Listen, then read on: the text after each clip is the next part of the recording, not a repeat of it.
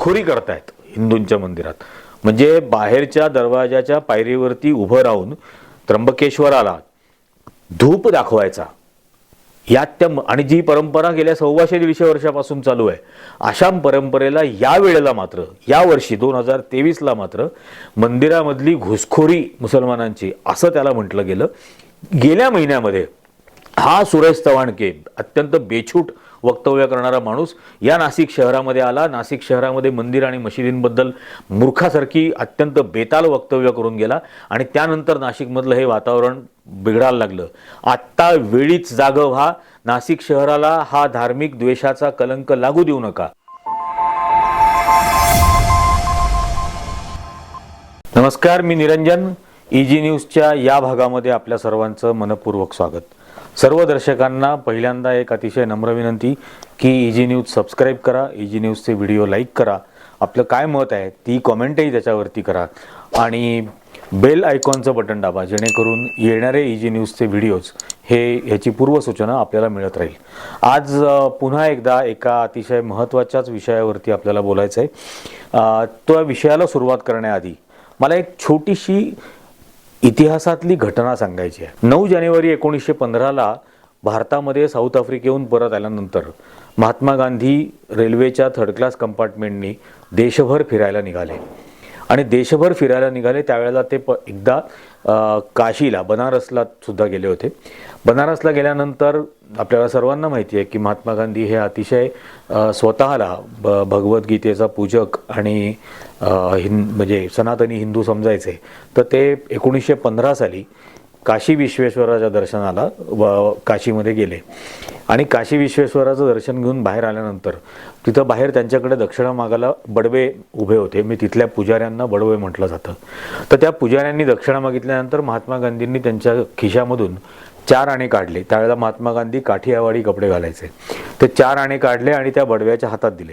त्या बडव्याच्या हातामध्ये 4 आणे दिल्यानंतर तो बडवा भयंकर संतापला आणि त्यांनी महात्मा गांधींना शिवीगाळ करायला सुरुवात केली आणि त्यांनी ते संतापाने 4 आणे लांब फेकून दिले आणि तुला शाप लागेल, तुझं देव असं वाईट करेल वगैरे वगैरे असं सगळं ते बडवे गांधीजींना बोलायला लागले. गांधीजींनी ते सगळं ऐकून घेतलं. शांतपणे ते 4 आण्याचं नाणं फेकून दिलेलं कोपऱ्यामध्ये जाऊन त्यांनी उचललं. परत ते त्या बडव्यापर्यंत आले आणि त्याला म्हणाले की आजच्या दिवसामध्ये झालेलं हे तुझं नुकसान, असं म्हणून ते 4 आणे त्यांनी परत आपल्या खिशामध्ये टाकून घेतले आणि त्यानंतर ते तिथून निघून गेले. त्यानंतर मरेपर्यंत म्हणजे 1915 ते 1948 मरेपर्यंत महात्मा गांधीजी परत कोणत्याही मंदिरामध्ये दर्शनाला गेले नाहीत आणि त्याबद्दल त्यांनी त्यांच्या पुस्तकामध्ये त्याचं स्पष्टीकरण असं लिहिलं की माझ्या आणि देवाच्या नात्यामध्ये मला या मध्यस्थ दलालांची काहीही गरज नाही. माझ्या देवाची पूजा, माझ्या देवावरची श्रद्धा, माझ्या देवाची आराधना, माझ्या देवाकडे असलेल्या इच्छा आणि अपेक्षा या मी थेट देवाकडे व्यक्त करू शकतो. मध्ये या दलालांची मला काहीही गरज नाही. आज या गोष्टीची आठवण मुद्दाम करून देण्याचं कारण गेल्या 2 दिवसापासून नाशिक जिल्ह्यामधलं त्र्यंबकेश्वर हे एक जे तीर्थक्षेत्र समजलं जातं, 12 ज्योतिर्लिंगांपैकी एक, या ठिकाणी एक नवीन वाद काहीही कारण नसताना हा सुरू झालेला आहे. त्र्यंबकेश्वरमध्ये गुलाबशाह नावाचा एक दर्गा आहे. गुलाबशाह दर्गा म्हणूनच तो सगळीकडे प्रसिद्ध आहे आणि या गुलाबशाह दर्ग्याला दरवर्षी उरूसमध्ये एक मिरवणूक निघते. ती मिरवणूक त्र्यंबकेश्वरच्या मंदिराच्या समोर येते. त्र्यंबकेश्वरच्या मंदिराच्या उत्तर दरवाजाची पायरी ही 1.5 पायरी चढून ते त्र्यंबकेश्वराला त्या देवाला धूप दाखवतात आणि धूप दाखवल्यानंतर परत तिथूनच ती मिरवणूक पुढे सुरू होते, उरलेल्या गावामध्ये फिरते आणि दर्ग्यापर्यंत जाते. ही आजची नाही, ही गेल्या 100-125 वर्षापासूनची परंपरा आहे आणि हे दरवर्षी नियमित चालू राहतं. यात कधीही कुठेही वाद होत नाही, काही नाही. या वेळेला मात्र त्या पायरीवर चढून त्र्यंबकेश्वराला, म्हणजे त्र्यंबकेश्वराचं मंदिर जर कोणाला माहिती असेल तर मंदिरापासून किमान 200-250 फुटांवरती ती पायरी आहे. त्या बाहेरच्या याला दरवाजाला आणि त्या दरवाजाच्या पायरीवरती सुद्धा उभं राहायचं नाही मुस्लिम समाजाच्या माणसांनी, असं म्हणून त्यांना तिथं मज्जाव करण्यात आला. त्याच्यावरून कॉन्ट्रोवर्सी करण्यात आली. त्या कॉन्ट्रोवर्सीवरून तिथं जमा झालेल्या लोकांनी बराच इथं वाद घातला की मुसलमान घुसखोरी करतायत हिंदूंच्या मंदिरात. म्हणजे बाहेरच्या दरवाजाच्या पायरीवरती उभं राहून त्र्यंबकेश्वराला धूप दाखवायचा, यात त्या आणि जी परंपरा गेल्या 125-150 वर्षापासून चालू आहे, अशा परंपरेला या वेळेला मात्र, या वर्षी 2023ला मात्र मंदिरामधली घुसखोरी मुसलमानांची असं त्याला म्हटलं गेलं आणि त्याला विरोध केला गेला. त्याच्यावरून साहजिकच वातावरण तिथलं खूप बिघडलं. त्या उरुसचे जे संयोजक आहेत मतीन सय्यद, त्यांनी सरळ सांगितलं की आम्हाला अतिशय दुःख झालं या गोष्टीने, आम्ही अतिशय श्रद्धेने गेली 125-150 वर्ष अशा पद्धतीने या ठिकाणी त्र्यंबकेश्वराला धूप दाखवण्याचं प्रथा ही पाळली जाते. त्याबद्दल आजपर्यंत 150 वर्षामध्ये कधीही कोणीही कोणताही आक्षेप, ना पुजाऱ्यांकडून, ना देवस्थान समितीकडून, ना प्रशासनाकडून, ना नागरिकांकडून, कोणाकडूनही अशा पद्धतीचा विरोध केला गेला नाही. आणि यावेळेला मात्र असा आक्षेप घेतला गेला आणि एक धार्मिक द्वेषाचा रंग याला देण्याचा प्रयत्न झाला. आम्ही दुःखी झालेलो आहोत. यानंतर आम्ही पुन्हा कधीही ही गोष्ट करणार नाही असं त्यांनी जाहीर केलं. आता यातली एक गोष्ट पहिली की दुसऱ्या धर्माची व्यक्ती आपल्या देवस्थानापाशी येऊन आपल्या देवतेचा आदर, देवतेबद्दलचा आदर व्यक्त करते, आपल्या देवतेबद्दलचा सन्मान व्यक्त करते. याच्याबद्दल खरं तर हिंदूंना अभिमान वाटायला हवा, आनंद व्हायला हवा की दुसऱ्या धर्माची व्यक्तीची धर्माची लोक सुद्धा अशा पद्धतीने आपल्या देवतेबद्दल आदर आणि सन्मान व्यक्त करतायत, त्याबद्दल श्रद्धा व्यक्त करतायत. याचा खरोखर आनंद खरं या मूर्ख अंधभक्तांना व्हायला पाहिजे होता. हे जे सगळे RSS भाजपचे लो IQ बुलडोजर आहेत, यांना खरं तर याचा आनंद व्हायला पाहिजे की आमच्या देवतेकडे दर्शनाला येतात. आणि हे करण्याऐवजी याच्यातून द्वेष निर्माण करायचा हा सातत्याने प्रकार नव्याने महाराष्ट्रामध्ये घडायला लागलेला आहे. आणि आता माझं तर असं मत आहे की कर्नाटकच्या निवडणुका संपल्यानंतर आणि कर्नाटकामध्ये भाजपला धूळ चाटावी लागल्यानंतर महाराष्ट्रामध्ये वातावरण असंच धार्मिक पद्धतीने द्वेषपूर्ण करायचं हे कार्यक्रम सुरू झालेले आहेत. ऑलरेडी महाराष्ट्रामध्ये त्या सुदर्शन चॅनलचा जो एक अत्यंत बेताल वक्तव्य करणारा संपादक आहे सुरेश चव्हाणके, अँकर, त्याची महाराष्ट्रामध्ये अनेक ठिकाणी सभा झाल्या आहेत, त्याच्यावरून दंगली झाल्या आहेत, त्याच्यावरून गुन्हे दाखल झालेले आहेत. नाशिकमध्ये सुद्धा हे वातावरण पेटवण्याचा प्रयत्न केला गेला होता. नाशिक शहरात 150-200 होर्डिंग लावले गेले, ते हुंकार सभा या नावे. म्हणजे कुठला हुंकार, काय कळतच नाही. देवेंद्र फडणवीसांचं महाराष्ट्रामध्ये सरकार म्हणजे भाजप आणि शिंदे सेनेचं हे 10 महिन्यापूर्वी येण्यापूर्वी असा प्रकार कधी घडत नव्हता. म्हणजे महाराष्ट्रामध्ये हिंदुत्ववाद्यांचं सरकार आलं, देशामध्ये हिंदुत्ववाद्यांचं सरकार आलं आणि देशातल्या हिंदूंना खतरेमध्ये वाटायला लागलं, धोक्यामध्ये आहोत असं वाटायला लागलं. हा कुठला अजब प्रकार आहे. नाशिक शहरामध्ये मीरा दातार नावाचा दर्गा आहे आणि या मीरा दातार, जुन्या नाशकामध्ये या मीरा दातार दर्ग्यावरती अनेक हिंदू नवस बोलतात. अनेक हिंदू त्यांच्या नवसपूर्तीची तिथं जे काही त्यांनी नवस बोलला असेल, चादर चढवण्यापासून इतर प्रकारांपर्यंत ते नवस त्या ठिकाणी पूर्ण करतात. आजपर्यंत अशा पद्धतीचा गालबोट कधीही लागला नाही. गेल्या महिन्यामध्ये हा सुरेश चव्हाणके, अत्यंत बेछूट वक्तव्य करणारा माणूस, या नाशिक शहरामध्ये आला. नाशिक शहरामध्ये मंदिर आणि मशिदींबद्दल मूर्खासारखी अत्यंत बेताल वक्तव्य करून गेला आणि त्यानंतर नाशिकमधलं हे वातावरण बिघडायला लागलं. त्याही वेळेला आम्ही व्हिडिओ करून हे सांगितलं होतं की नाशिकला धार्मिक विद्वेषाचा कलंक लागणार नाही हे पाहण्याची जबाबदारी नाशिकच्या पोलिसांची आहे. दुर्दैवाने तो कलंक लागायला सुरुवात झालेली आहे. आत्ता वेळीच जागं व्हा. नाशिक शहराला हा धार्मिक द्वेषाचा कलंक लागू देऊ नका. हा प्रकार त्र्यंबकेश्वरमध्ये झाला. याच्या सोबत म्हणजे आमच्याकडे असे व्हिडिओज आहेत उपलब्ध की नरेंद्र मोदी आणि योगी आदित्यनाथ हे निवडणुकांच्या आधी उत्तर प्रदेशमधल्या दर्ग्यांमध्ये जाऊन चादर चढवत आहेत. नरेंद्र मोदी हे मुस्लिम समाजाच्या दर्ग्यामध्ये जाऊन चादर चढवतात, योगी आदित्यनाथ चादर चढवतात, हे चालतं. पण पायरीवरती उभं राहून त्र्यंबकेश्वराला हे दाखवायचं नाही, धूप दाखवायचा नाही. पंडुरंगाच्या पंढरपूरच्या वारीमध्ये हिंदू मुस्लिम सर्व धर्माची लोक वर्षानुवर्ष 80-90 वर्षाची माणसं ही वर्षानुवर्ष दरवर्षी वारीमध्ये चालत जातात पांडुरंगाचं दर्शन घ्यायला. तुळजापूर ही जी महाराष्ट्राची कुलदेवता म्हटली जाते, या महाराष्ट्राच्या कुलदेवतेला महाराष्ट्र, मध्य प्रदेश, उत्तर प्रदेश, राजस्थान, कर्नाटक, आंध्र प्रदेश इथले मुस्लिम समाजाची माणसं तिथं दर्शनाला येतात. पिढ्याने पिढ्या येतात. 90-95 वर्षांपासून कमीत कमी या ठिकाणी ही ज्ञात असलेली परंपरा आहे. 95 वर्षापासूनची माणसंच जिवंत आहेत इथं येणारी. आणि असं असताना महाराष्ट्रामधल्या या धार्मिक सलोख्याला एक गालबोट लावायचं आणि अशा पद्धतीने एक द्वेष निर्माण करायचा, हे अत्यंत दुर्दैवी आणि घातकी षडयंत्र हे महाराष्ट्रामध्ये या पद्धतीची विचारसरणी सुरू करते. ही सो कॉल्ड हिंदुत्ववादी हे खरं तर हिंदूंचं सर्वात जास्त नुकसान करतायत.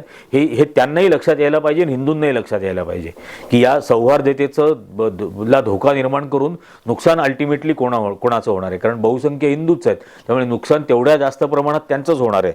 तर याचं थोडंसं भान ठेवायला हवं. दुसरी गोष्ट, हे जे त्र्यंबकेश्वरचं मंदिर आहे हे जर का ट्रस्ट असेल, ही देवस्थान समिती जर का एका ट्रस्टच्या अंतर्गत येत असेल, तर या ट्रस्टला भारत सरकारचे आणि भारताच्या संविधानाचे नियम लागू आहेत. कोणालाही कोणत्याही श्रद्धेचं आचरण करण्याची परवानगी भारताचं संविधान देतो. आणि मग असं जर आहे तर अशा पद्धतीची बंदी कोणतंही मंदिर, तिथला ट्रस्ट आणू शकत नाही, याचं भान ठेवण्याची गरज आहे. तुळजापूरच्या इथं सुद्धा असा एक मूर्खासारखा बोर्ड लावला होता की शरीर प्रदर्शन करणारे कपड्यांमध्ये आतमध्ये प्रवेश मिळणार नाही, अर्ध्या चड्डीमध्ये येणाऱ्यांना आतमध्ये प्रवेश मिळणार नाही. म्हणजे RSSला प्रवेश मिळणार नाही तुळजापूरच्या मंदिरामध्ये. ते चड्ड्या घालून फिरत होते ना आत्तापर्यंत, त्यांना इथे प्रवेश मिळणार नाही असा बोर्ड त्या ठिकाणी लावला. आणि ज्यावेळेला याचा विरोध लोकांकडून व्यक्त व्हायला लागला, कारण मंदिराचे पुजारी उघडे ढेरपोटे असे त्या ठिकाणी असतात, हे चालतं, त्यामध्ये कुठलीही कोणालाही ऑफेंड होत नाही.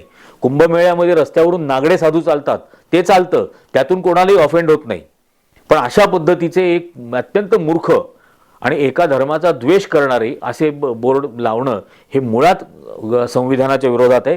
याची खरं तर दखल पोलिसांनी घ्यायला हवी आणि अशा प्रकारची बंदी आणण्याचा प्रयत्न करणाऱ्यांवरती खरं तर फौजदारी कारवाई करून त्यांना अटक करायला हवी. याच्यानंतर काही इतिहासातल्या गोष्टी की त्र्यंबकेश्वरमध्ये खरं तर कुंभमेळ्याला सुरुवात झाली. त्र्यंबकेश्वरमधला आणि भारतामधले हे जे 4 ठिकाणी कुंभमेळा होतो, मग तो अलाहाबाद असेल, हरिद्वार असेल, उज्जैन असेल, नाशिक म्हणजे त्र्यंबकेश्वर असेल, या 4 ठिकाणी या कुंभमेळ्यांना सुरुवात झाली. या कुंभमेळ्यांचं आयोजन कसं होतं, प्रत्येक ठिकाणी दर 12 वर्षांनी कुंभमेळा होतो आणि याचं आयोजन काही 100 वर्षांपूर्वी जेव्हा सुरू झालं, त्यावेळेला या देशाचा त्या काळचा मुघल सम्राट अकबर यांनी या सर्व आखाड्यांना या 4ही ठिकाणी शेकडो हजारो एकर जमिनी दान दिल्या. या आखाड्यांच्या ज्या जमिनी आहेत, या जमिनींची दानपत्र काढून पहा. या सम्राट अकबरांनी दान दिलेल्या जमिनी आहेत आणि या जमिनींवरती 12 वर्षामध्ये प्रत्येक ठिकाणी जे उत्पन्न मिळेल त्या उत्पन्नामधून त्या ठिकाणचा कुंभमेळा करायचा हे ठरलं. अलाहाबादच्या कुंभमेळ्याला ज्या वेळेला पहिल्या दिवशी सम्राट अकबर स्वतः तिथं स्नान करण्यासाठी गेले, पहिल्या दिवशी जे पवित्र स्नान समजलं जातं ते स्नान सम्राट अकबरांनी केलं, म्हणून पहिल्या स्नानाला आजपर्यंत गेली 500-600 वर्ष शाही स्नान म्हटलं जातं, कारण बादशहानी तिथं स्नान केलं. अलाहाबादला या सगळ्या बडव्या आणि पंडितांना राहण्यासाठी जी नदीकाठची कॉलनी आहे, त्या कॉलनीला नाव आहे दारागंज, कारण त्याचं निर्माण दारा शुकवनी केलं. औरंगजेबाच्या भावानी या पंडित आणि बडव्यांना राहण्याची व्यवस्था केली आणि ती कॉलनी वसवली आणि त्याचं नाव आजही दारागंज असं आहे. थोडासा या अंधभक्त मूर्खांनी याच भारताचा या गंगा जमुनी तहजीबचा इतिहास समजून घेण्याची गरज आहे आणि हे बिघडवू नका भारतातलं वातावरण.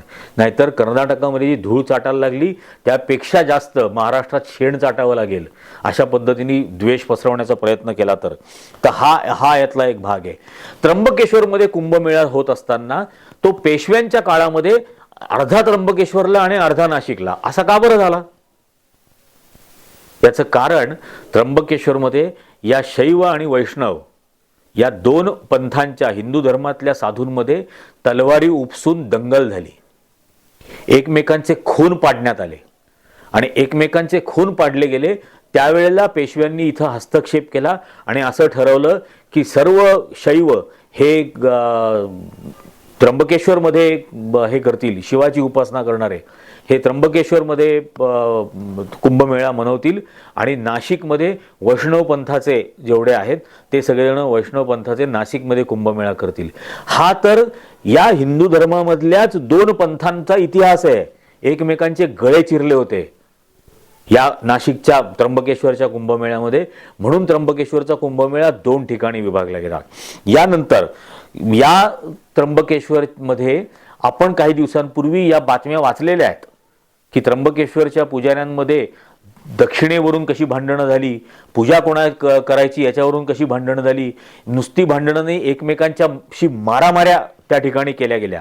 हाही आपल्याला सर्वांना इतिहास माहिती आहे. या त्र्यंबकेश्वरमध्ये म्हणजे नाशिकच्या सुद्धा भिक्षुकांना मान्य नाही असा नारायण नागबली आणि काळ सर्पयोग नावाचे दोन विधी केले जातात.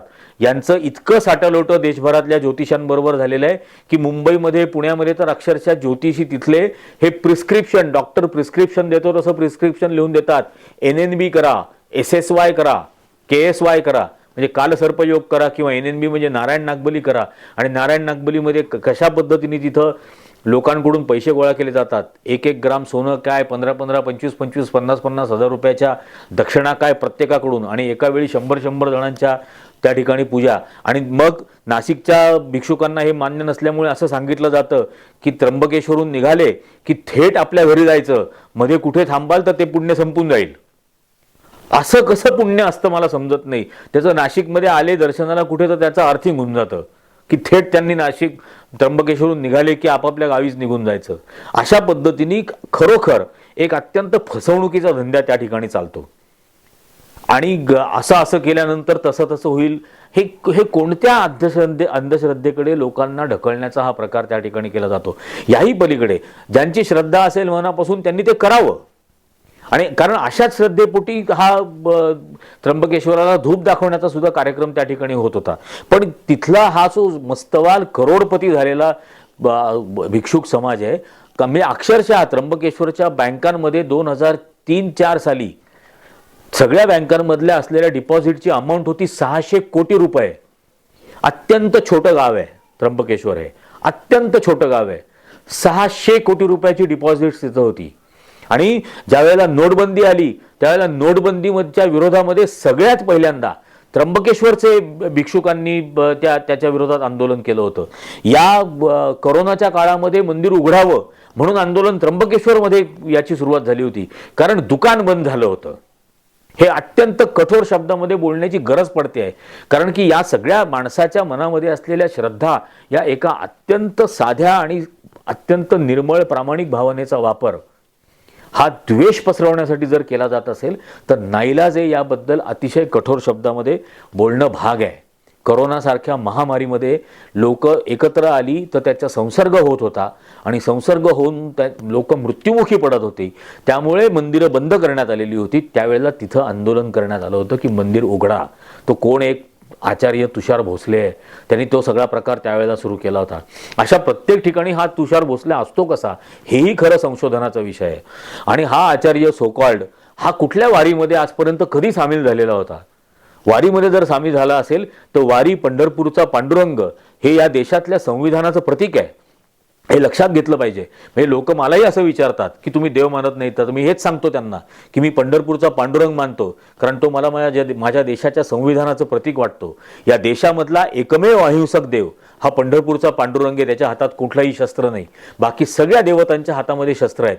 कोणाच्या गळ्यामध्ये नाग आहेत, कोणाच्या हातात परशु आहे, कोणाच्या हातात तलवार आहे, कोणाच्या हातात धनुष्यबाण आहे, कोणाच्या हातात आणखीन भाला आहे. अशा प्रकारची हत्यार आहे. हा एकमेव निशस्त्र देव आहे जो कमरेवरती हात ठेवून विटेवर उभा राहून सामान्य माणसाप्रमाणे येणाऱ्या आव्हानाची वाट पाहतो. तो विटेवर आहे, त्याची बायको पण विटेवर आहे. तो सिंहासनावर बसलाय आणि बायको मात्र पायाशी बसलेली आहे.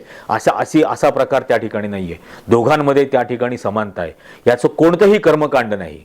या देशातल्या गरिबाप्रमाणे हा देव काळा आहे, याचं कोणतंही कर्मकांड नाही. हा या देशातला एकमेव धर्मनिरपेक्ष देव आहे. धर्मनिरपेक्ष, जातनिरपेक्ष, पंथनिरपेक्ष, लिंगनिरपेक्ष, शिक्षण श्रीमंती, गरीब श्रीमंत, शिक्षित अशिक्षित कोणताही भेदभाव न बाळगणारा असा तो देव आहे. आणि सर्वात महत्त्वाचं, या देशामध्ये पॅरिटी निर्माण करणारा असा हा एक देव आहे. की 8 वर्षाचं गावचं पोरगं हे पांडुरंगाच्या दर्शनाला जाऊन आलं तर गावामधली 80 वर्षाची म्हातारी किंवा म्हातारा सुद्धा त्या 8 वर्षाच्या मुलाच्या पाया पडतं माऊली माऊली म्हणून.